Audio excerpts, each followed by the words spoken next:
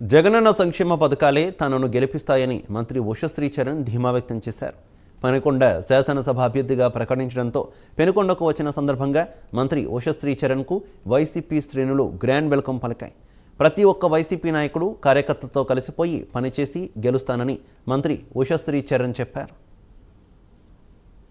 ఈరోజు పెనుకొండ నుంచి పోటీ చేయడం అవసరమని వెంటనే ఖచ్చితంగా ఆయన ఆజ్ఞని శిరసావహించి పాటిస్తూ ఈరోజు పెనుకొండలో ఎంట్రీ ఇవ్వడం జరిగింది. చాలా సంతోషం జరిగింది, చాలా సంతోషంగా ఉంది. ఎందుకంటే ప్రజలందరూ కూడా స్వచ్ఛందంగా వాళ్ళందరూ వచ్చి స్వాగతం పలికే విధానం చూసి నిజంగా చాలా సంతోషంగా ఉంది. ఎందుకంటే జగనన్న ఏదైతే సంక్షేమ పథకాలు అదేవిధంగా పెనుకొండల అభివృద్ధి చేశారు అంటే మడకశిర నుంచి పెనుకొండ వరకు రోడ్ ఉండొచ్చు.